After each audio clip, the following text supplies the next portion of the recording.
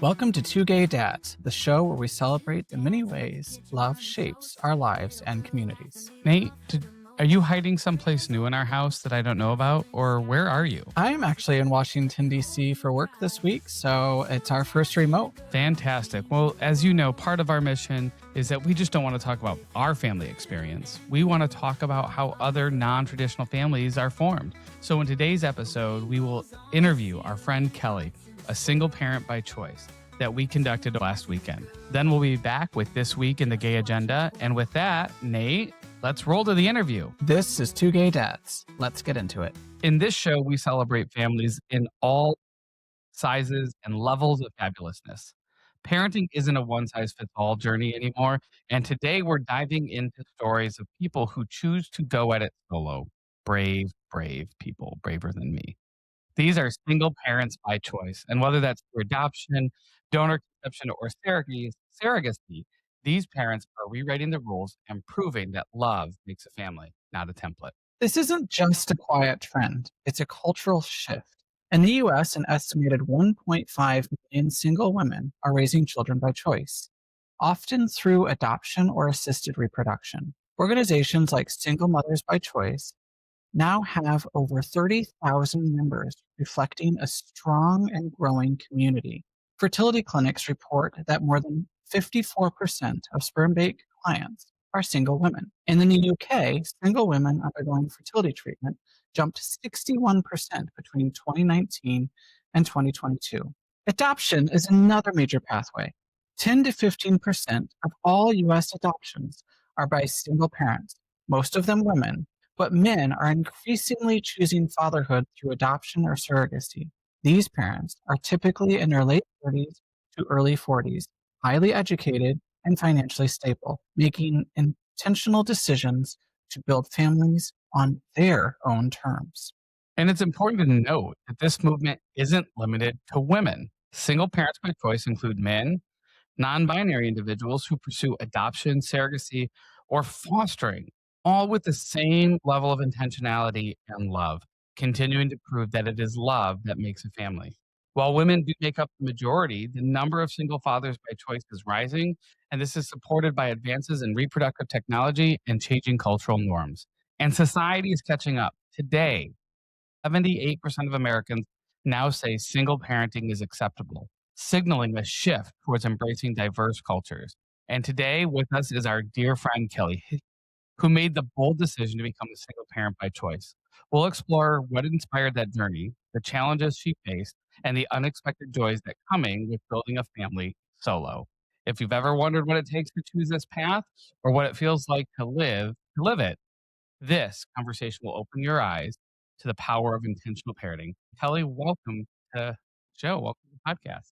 Thank you, Jason and Nathan. It's really nice to be here and be able to tell a little bit more about my story and my family with you. So, Kelly, tell us a little bit about yourself and kind of what brought you here today. Sure. And I know we'll talk quite a bit more about how we got to know each other. But my name's Kelly. I live in the same small town in northern Michigan that you guys currently live in. I'm a Libra, so I am always striving for balance. Lux, long walks on the beach and romantic novels. Yeah. Your husband's the one that loves the romantic It's actually really true. Especially if they're about gay werewolves in the Upper Peninsula. Kelly, how did you get to know us? Like, I think you're the one to tell us the story about how we all met and became friends. Yeah, this is one of my favorite stories when we get to relive this. So I had moved back to Ludington, and Cora was going to daycare, and we had just got moved up to the next class. And when I would drop her off in the morning, there was this adorable little kid with big blue eyes who I came to learn her name was Lizzie. And every single day when I dropped Cora off, she would say, "Hi, Cora." And she was so excited, and she would greet us at the door.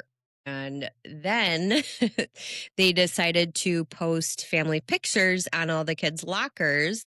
And I saw that Lizzie had two dads. And I jumped at the chance and said, these guys are definitely going to be my friends. I think the note that you left on the locker said something like, "I'm an alternative parent too." Non-traditional, Non-traditional. non-traditional, You non-traditional. have to understand, I had just moved back to this very small, beautiful, quaint hometown that I had moved away from 25 years ago, to be closer to family since I had had Cora, and was just kind of nervous. What did that look like in a small town? And who were my friends going to be? And so I made you guys be my friends. And so we were. Although I think it took me all of 15 minutes with the like little crumbs of information that you gave us in the letter to figure out who you were and who your family was, because small town living is like that. Also, as we mentioned before, you were a litigation paralegal. I'm trained stalker. So So, Kelly, with this crazy world that we live in right now, what inspired you to become a single mom by choice? Was this a lifelong dream, a decision that evolved over time? Like, how did we get So yeah, I guess just timeline thinking back.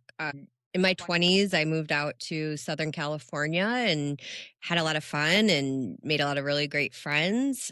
Did well professionally in my career as I was going into my 30s. Uh, Kids, I think especially out in Southern California, people weren't having kids, as early as they do some other places. So it wasn't really even on my radar. And then come early to mid 30s, I started thinking like, is that something I might want to do? And then around 35, I was like, yes, this is definitely something that I want to do. A couple of relationships that didn't work out. And all of a sudden, I was pretty determined. I call it the easiest hard decision that I ever made to decide to have my daughter.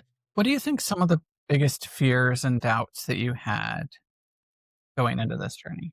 Yeah, I think for any parent, that ignorance is bliss. If we knew exactly what it was going to look like, ain't I that the truth? mean, most of us might rethink it. So yeah, it was a leap of faith, but definitely the right leap to take. So, Kelly, you got to this point where you said, "I'm doing this." Who was in your circle, your friends, your family? Who did you talk to? Who did you start consulting with about your journey and your process? Yeah, I think I'm the kind of person I didn't want to tell a lot of people. So it was pretty much some close friends and some coworkers that I was seeing every single day what my plan was. I didn't give a lot of people specifics along the way. I didn't want to jinx it, and put the bad juju out there. I had my own plan and what I was, planning to do. Uh, didn't really advertise it, and yeah. I think that's something though that as we because we did that with our adoption too. We didn't really tell anybody. It was kind of very quiet as we went through the decision making process, the interviews. Like there were very select people in our life that knew, but I think it's a deeply personal process, and I think that's different with families like ours that are non-traditional as opposed to more traditional families where it's like, oh, I'm pregnant, yay, everybody's Yeah. happy. I would equate it to that first trimester. When you get pregnant, you don't tell anybody except for your insular core, and I feel like that's for us. It's very similar. We're making those early decisions. Yeah, I think it's super vulnerable to necessarily tell a lot of people that you want to be a parent, not knowing if you're going to get the gift to be a parent. Yeah, absolutely. We can relate to that, right? In the last episode, we shared around, that when we were driving down to New Orleans and to pick up Lizzie, that a prayer that Nathan's mom was saying was that, when we drove home, that the car seat would be full and not empty, Ugh, right? yeah. And so, totally understand. It's when you choose to do something that's out of what the world considers to be traditional, sometimes you want to be more private about it until you know it's going to happen. It's a hell of a leap of faith.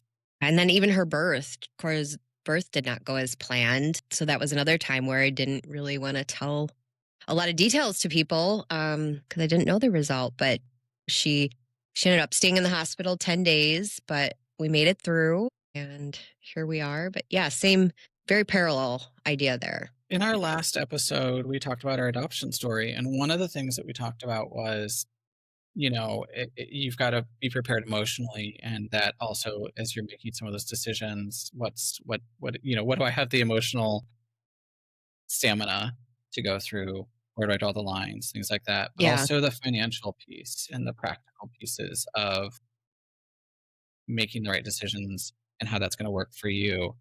So, like, what were some of the steps that you took to prepare? Yeah, I once I knew that this was the path I wanted to try to go down, I saved a lot of money. I also decided to take out a loan, and from the bank, I told them it was a home improvement loan, It which was. I felt kind of Is your like is your home better it today than it it was 5 years ago? it absolutely is. And so, it may again not look how you might think that that home loan went, but it helped me achieve the goal that I wanted to achieve and paid it back on time. I think that goes. I mean, we were talking a little bit about how we wouldn't have been able to become parents if we didn't have pensions because of the cost involved. But I think that does kind of express there's no. I'm sure there are, and I'm sure the interest rates are crazy. Like maybe there are loans for for people out there looking to become parents in non-traditional ways. But like there are adoption loans too, but nobody's doing them. But these are costly. I mean, and you can obviously you don't have to tell us, but like if you were to throw a number out there of like at the end of this, what it cost, where would you put it? I've never gone back and figured it out exactly. I can tell you that a vial of sperm costs $1,000, and I bought 8 of them. I was able to return, I think I was able to return some of them, and so I got like half my money back. But yeah, that's like crazy expensive to think about. So that again, the fact that I knew that I was willing to spend that money made me know that this is again definitely something that I wanted to pursue, and it's worth it. And I think it's important to be transparent and talking about the cost of these things because people have this very flippant attitude sometimes towards, non-traditional families, but like this is a choice. This isn't something we went out and decided on a whim. We had to plan and go through a process. And it's important that people know that and know that there are differences here, but those differences aren't differences that cheapen our families. They very much enhance the dedication we've made to do this. It just proves one of our core theses around why we're doing this podcast, which is it's about love and that connection is what makes a family, not a template designed 200 years ago. Well, and again, that intentionality that you guys have mentioned, like I mean, and not to say that traditional families can also be very intentional too, but it's a few extra steps that we all had to go through to create our families. I'm in a few single mom by choice groups online, and I just there's such a variety of people sharing their experiences and their stories. Sometimes when we do joke about oh, I wish I had a bigger house or a cleaner house, I read some people's other stories, um, where they've had to move in with family in order to make their dreams happen. It just really makes me appreciate and value again how lucky that we have been, because the journey could have been much longer also to be able to have my daughter than it was. So you mentioned that you're in the groups. You also mentioned that you're in some groups with, or a group with moms who had the same donor. Can you tell us a little bit about the community that exists around the single mom by choice, but also in your situation? Yeah, so I used a pretty large cryobank that has a large variety of donors and customers, I guess you would call them. So there was a lot of people that if they wanted to, they could connect with other families that had a successful pregnancy using the same donor. And if you wanted to do that, you could sign on to the registry and then connect with the other families. And I chose to make that decision that I did want to connect with them. So it's so far in our group, it's same sex lesbian couples, me as a single mom by choice. And then a little while ago, there was another single mom that also joined, and she has 2 kids, which that was something I thought a lot about too. It kind of being the oldest of 3 myself, it felt a little selfish to have an only child, but I also thought that it was the right decision for myself and Cora, and so I had to make peace with that a couple times too. That As a one and done family, yeah, we've had yeah, similar. yeah. So yeah, the other families on the registry, we've connected. We haven't met in person yet. It's something we've talked about doing, but it's nice to have those connections out there with people. And if my daughter does want to someday connect with them, she has that choice. She also has the choice when she turns 18 if she wants to meet the donor. That's an option as well too. That was one of the things that we talked about. Like for us, there's this birth mom. We know who she is. She's part of our family. She's part of our life. Even in a very tangential way, you don't have that. There's somebody out there, but they're not really part of your life and your family. And how you have that conversation with Cora is got to be like ours, complicated in a different way. Yep, yep. I bought a lot of books, read a lot of things online about what other people recommended. And, you know, I guess, to kind of summarize, you hear advice and you're like, okay, I'm going to try that out. And then you try it and it like blows up in your face. And you're like, well, that didn't work how they said it was going to work. So, one of my goals has always been to have age appropriate, honest conversations with my daughter. I bought a bunch of books that talk about how families look different. As a 5-year-old, we're getting to the point now where I say like, you don't have a dad, you have a mom, you have 2 puppies, you have a grandma and a grandpa, you have aunts, uncles, cousins. That's what makes our family a family, and she understands that. But we're just going to continue to have that conversation, and I'll continue to give her more information about how she was created, and again, very intentional to want to bring her into the world and part of my family. Kelly, is there, you've mentioned the books, and we read Lizzie adoption stories all the time, and sometimes there are adoption stories where it's a same-sex couple, and sometimes there are adoption stories where it's just a heterosexual couple. Is there a, and we have our favorites. So, Yeah, Michael, yeah. do you have a favorite of those stories that for Cora? I don't remember what it's called, but it's all about animals. And they're little cartoon animals, and it rhymes as you go through it. And it just talks about some have 2 moms, some have 2 dads, some have lots of siblings, some have none. And it's something that even, I think she was probably 2 or 3 when we started reading it, but he got that concept pretty early, and I was like, all right, so building on that and talking about what does our family look like. It's been wonderful to have you guys as well, because I can say, hey, Lizzie has 2 dads, and that's what her family looks like. And you have 1 mom, and that's what your family looks like. Again, some of my fears may be looking into the future, and are there going to be things that she doesn't have because she doesn't have, by definition, dad? Time will tell what that looks like for us, but we're approaching it again honestly and age appropriate to let her know what her family does look like. In our first episode, we talked a little bit about for kids in the 90s, and we're all varying degrees of kids of the 90s. We may have Um, been born in the 80s, but we're 90. We grew up in the 90s.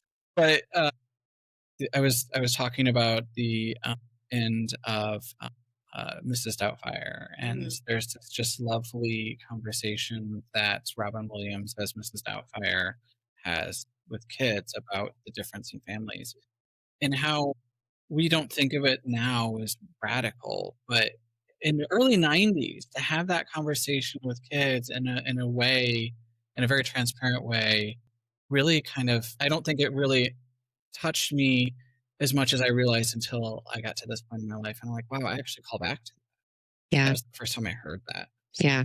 and I felt represented. Hmm. Kelly, what have been some of the, like, what are some of the hardest challenges you face trying to be a single mom by choice?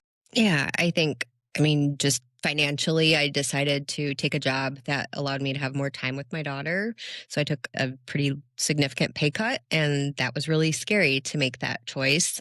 You guys heard a lot of my back and forth and helped support me with making a choice that ultimately was going to be best for our family, even though it was going to be, living on a financially smaller budget than maybe we would have had before. But ultimately, that has been a really good choice for us. It's just me, when they say like good parent, bad parent, or like I'm the one that does the discipline, like I do it all. But I also don't know any different because this has been my only experience with it. So, I observe other parents, dual parent households, and see what their experience is like. But for us, we just know what it's like to be me and my daughter. Well, you're a single mom that I feel like also sometimes runs circles around Nathan and I, right? We do dance class one day a week. I'm like, oh my gosh, like maybe it's the 9 hours worth of recitals you have to sit through a couple times a year as part of. But you also, you have your daughter in swimming lessons and t-ball and soccer and what you but it's remarkable and it's admirable, and I have so much respect for the fact that your daughter is in all of these different activities. I think it's hard because Nathan and I both travel, so it's how do we make another commitment that's not committing the other person to something? But sometimes it's also just an energy level. Yeah, yeah. You do come up a lot in our house because, usually after one of us has been pushed to the limit and the other one steps in, and, I don't know how Kelly does it. And it's usually a passing, passing comment as we, are expressing our exasperation with our child, but it's like, oh my gosh, I don't know how Kelly does it. Bless her. And then There is a can you up and reason. whine? Yeah, there's a reason we're recording in your beautifully clean home and not our home, which is not clean at the moment. But it is beautiful, and it is filled with love and warmth and a story I will always remember from coming to your house. Halloween a couple years ago, we're taking the kids trick or treating, and I pick up Lizzie from daycare, and I get her changed, and I asked her if she had to use the restroom, and of course she says no. Get her into my truck, and I realized I forgot something inside. I don't remember, it was probably Gucky. I probably forgot Gucky because that's about the only thing I Can't go back in forget for. Gucky. For those of you who don't remember, Gaki is Lizzie's favorite blankie that she has had as a best friend for, well, other than Cora, for all 5 years of her life and is inseparable from. Continue. And I get back out to my truck, and this kid has had a blowout. And we were in the middle of potty training. It was not going particularly well at that None moment. of our potty training went well. None It of it went happened one day. it went well. Side note, they really need changing tables in every men's restroom, but that's a whole other topic I think for we're going to do a whole segment on this in the future episode. I'm looking for episode six stuff. We need to discuss this. I think you're right. Anyways, I call Nathan, who is traveling for work, and I'm like, "That's it. She's not going trick or treating. I'm taking her home. I've had it." And he's like, "Take a breath." I called you and said, "I've got to go to Walmart. They're the only place left in town that still had Halloween costumes." Pieced together pretty cool Wonder Woman She looked costume. amazing. What Yeah. was amazing was the fact that you met me at the door with a glass of wine, because that was exactly what I needed in that moment. And those are the memories, your warmth, your hospitality, how you treat people when you come into your house. The house you've built with your daughter is a home that is just filled with love, and it's evident to anyone who walks into it, regardless of how clean or messy it is. Our house is surface level clean. Don't open a drawer. Stuff will pop Also, we out. have help. So, you know, one of the things that we've talked about is like we face the, we're out shopping with Lizzie, and somebody walks up and, oh, Dad's day out, or where's Mom, or one of those random things, and it's frustrating to us.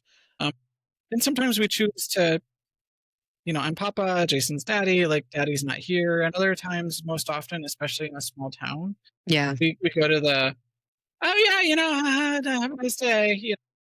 So, like, what kind of misconceptions have you experienced that I think it's important to know about because people don't realize that they do it.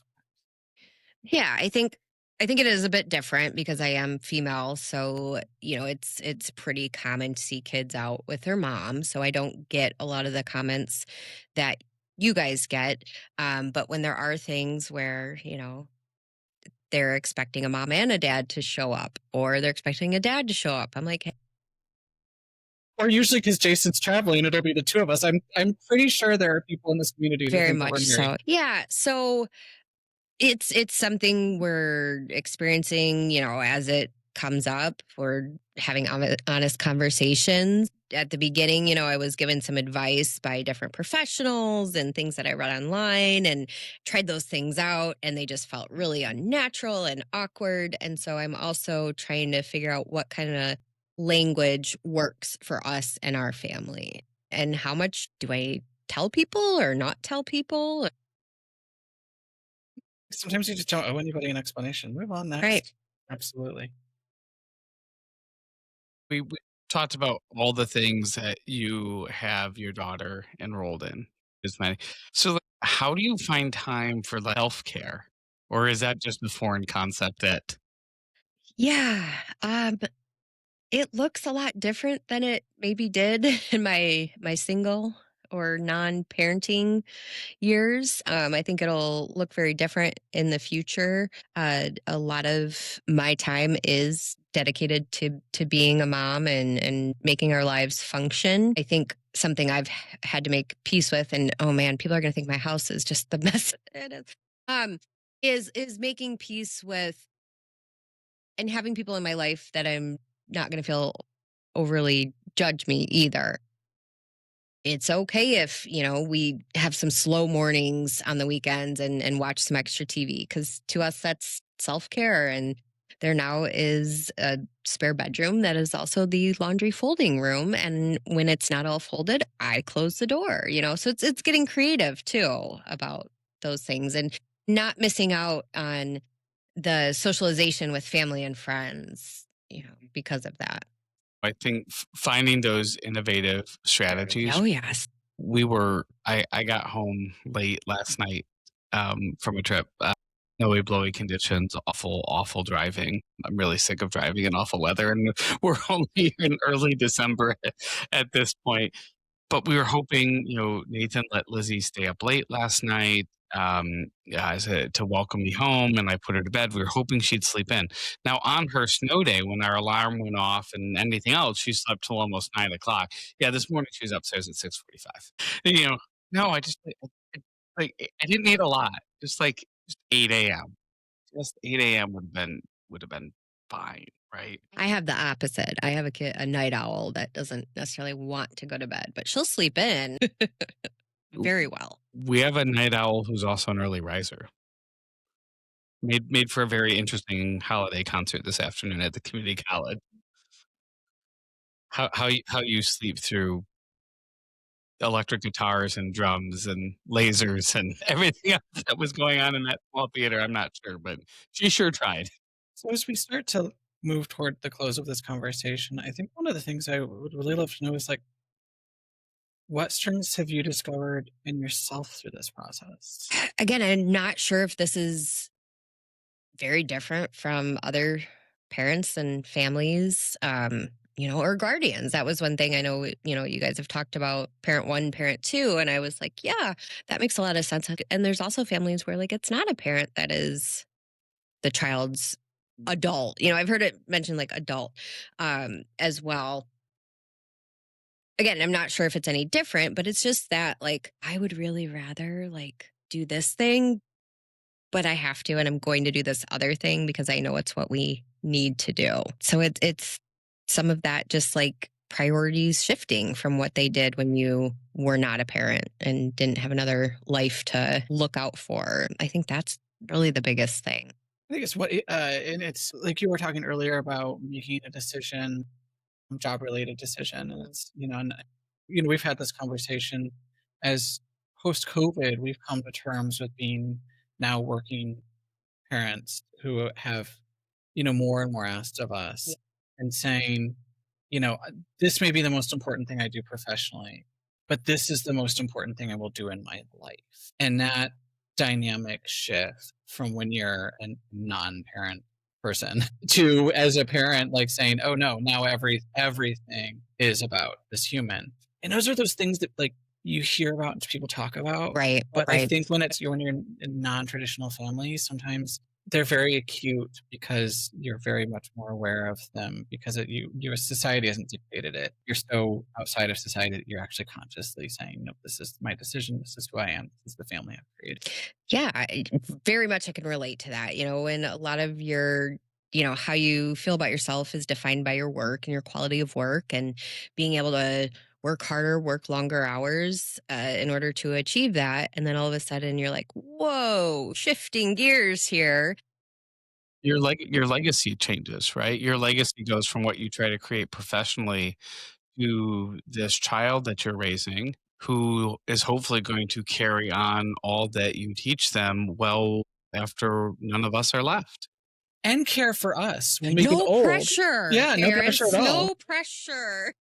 It's just the future. And you hope that they pick a good home. You just I just wanna be nice enough and get to the end of And I this have a parenting thing. window. Yeah, where you're nice enough to put me in a home with a window. Can I get some good snacks? Yeah, is it do we at some point we get to ask them for snacks, right? The tables will turn. So we always end with this question for Lizzie, so I'm gonna ask it to you this week, and then, we'll eventually get to it with us for Lizzie.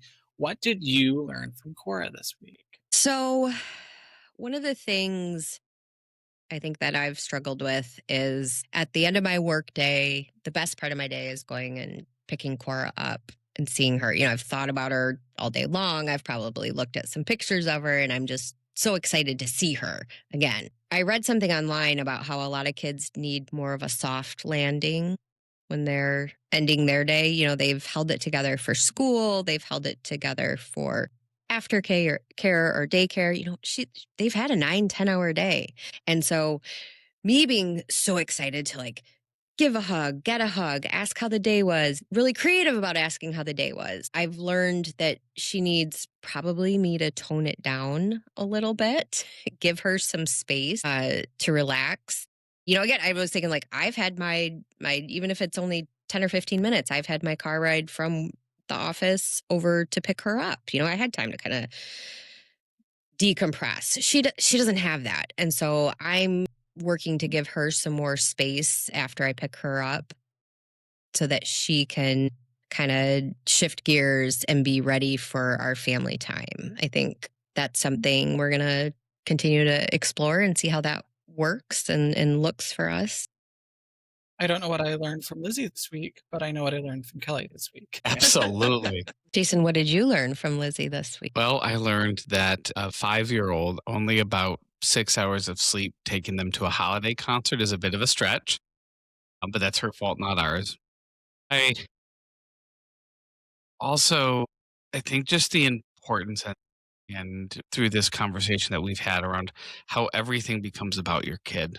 Once you have a kid, like work, we all do important jobs.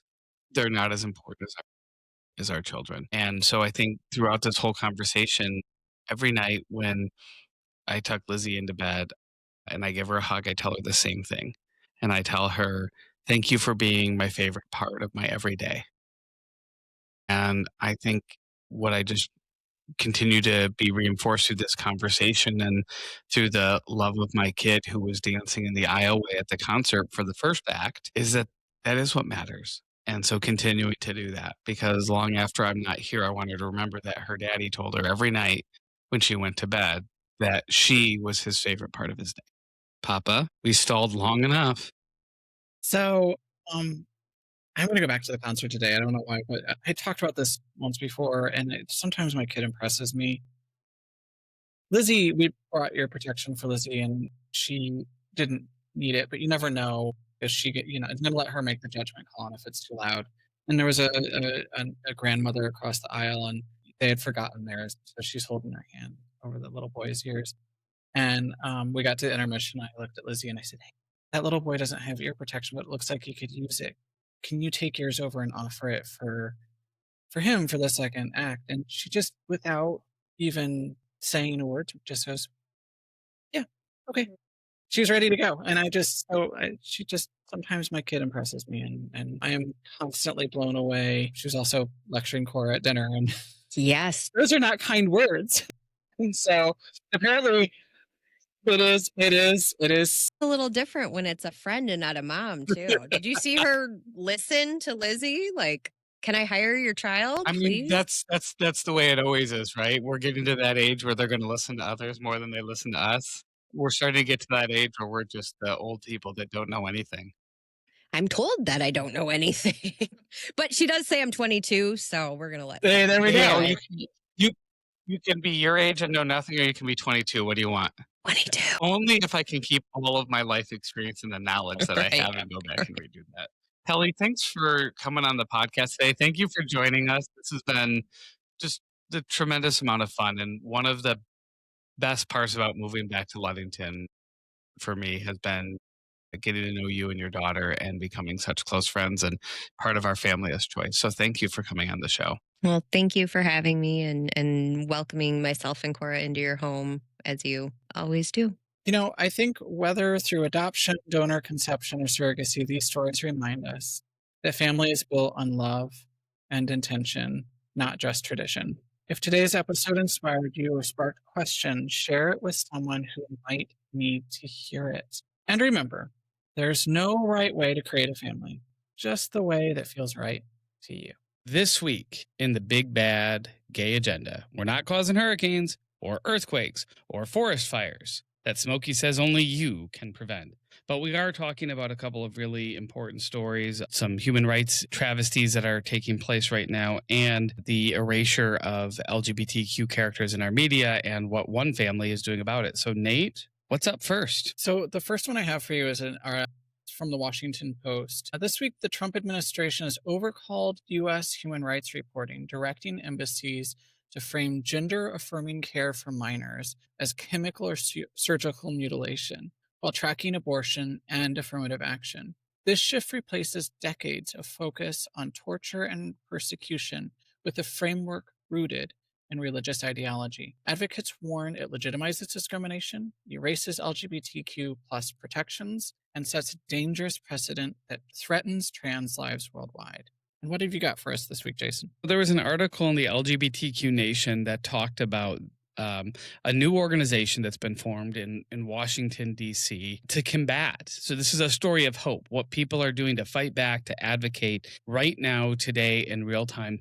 So, there's a new organization out there called Rainbow in Black. And the need for this was a family who had an 11-year-old son come out as trans, and they faced incredible isolation, lack of support, specifically after the mom passed away, right? So there were parenting support groups that, were more centered on white families and didn't address racism or transphobia or specific needs of what Black families raising a queer child would need. And so they face discrimination in these everyday settings, right? Misgendering in medical care facilities. And, they really believe that that was intentional, and it was done both because of institutional racism and transphobia that exists. So in April of this year, they founded Rainbow in Black, which their mission is that representation matters, and the lack of Black trans youth in mainstream media leads to erasure and isolationism. And let me tell you just something. GLAAD just recently, this is so timely. So GLAAD just came out with a report that said not only are trans characters on TV disappearing, but 41% of all LGBTQ characters, there were 201 of them on the shows that ended in the summer of 2025. So 41% of those characters, when the fall show started, were gone, completely erased, like it wasn't there. Now, streaming platforms a little bit better at maintaining that diversity, and by and large, we're doing a better job of representing the broad spectrum of the rainbow that exists in our community in terms of media representation. But the number of those characters is shrinking, and we've said for a long time that this representation matters, that visibility matters. It mattered on World's AIDS Day. It matters in our media. It matters in our culture. It matters in our lanyards that we see at hospitals or libraries or whatever those institutions are. So to the family that started Rainbow in Black, kudos. We will link them in our show description. And please, if you have a few extra dollars this holiday season, go make a donation to them. Absolutely. And you're going to link it. It's also rainbowandblack.org. So if you're interested, check it out. Just a couple more quick ones. I have just a week ago, the wonderful Attorney General issued a memo implementing National Security Presidential Memorandum 7, which is a lot of DC jargon. But this is aimed at countering domestic terrorism and organized political violence, which sounds good, right? And then you get into the heart of it. The guidance prioritizes investigations into violent extremist groups and outlines ideological drivers behind recent attacks. Okay. Then, notably, it cites agendas that are in opposition to law enforcement extreme views in immigration and, wait for it, adherence to radical gender ideology. End quote. Hostility toward traditional views on family, religious, and morality. Federal agencies are directed to use all available tools to dismantle networks engaged in these acts. So, to the federal prosecutors and law enforcement that are now tuned into the pod, welcome. And Jason, I guess, welcome to the resistance. I think we've been part of the resistance since 2016, actually, I would say. Well, now we have a podcast, which means we are an organized group, I suppose. Welcome to our community, I guess. We're all extremists. That's it. That's what they would like us to believe. So did you know, Nate, that, in the middle of, the backlash against the LGBT community and major sports franchises pulling back from Pride celebrations, did you know that FIFA is still going to do a Pride match this year during the World Cup? Did you know that? I did, but I heard there's some interesting twists to it. It doesn't involve peace awards? So it does not involve golden peace awards for our president. The Pride match, which is going to be played in Seattle in June, will be between Egypt and Iran. Two countries. A minute. Let me check my notes. Yeah, I read that right. Egypt and Iran, right? So two countries that have horrible track records on LGBTQ rights and have laws criminalizing relationships like ours. So what I can't figure out is this a bigger thumb in the eye to them or to the LGBTQ community in the States? We'd actually love to hear from you. Drop us a comment and let us know what you think. Who is it a bigger thumb in the eye to? The queer community in America or Egypt and Iran that get to play in the Pride match? I think it is noted. Didn't Egypt object to that? So maybe it is them. I don't know. I'm with you. I'm trying to figure it out. I have no idea. So that's our show for today. Wasn't our interview with Kelly just amazing? It was. It was so great. And it was fun. It was our first interview, but it was great to have our first guest, and she was a great guest. We've got more on the books. Our friends Chad and Aaron are going to come on the pod probably sometime in the new year. We're going to continue to add guests. So if you're interested in joining the show or being a part of our community, please drop us a line, drop us a DM on social, send us an email, visit our website. You can chat with us there. Nate, what do we have in store for us next week? So we're going to do the Christmas episode. It's ubiquitous. We got to do one. We're going to be talking about buying toys. We're going to be talking about how Santa works on our house. We're going to be talking about traditions, Christmas, and other celebrations, and binge watching those wonderful Christmas movies. What are the ones we're watching? What are the ones we wish we hadn't watched? So we'll be getting into that and the perils of watching them alone. And then, of course, we'll have This Week in the Gay Agenda. That sounds like a great show. Hopefully you enjoyed today's show. We certainly enjoy making it for you. We're certainly glad you're a part of our community. Go ahead and give us a like on social media. Follow us on our podcast. To our friend Kelly, from the bottom of our heart, thank you for being part of our family of choice. Thank you for sharing your life with us and sharing your life with the listeners that we have out there. Until next week, I'm Jason. I'm Nathan. Have a great week, everyone.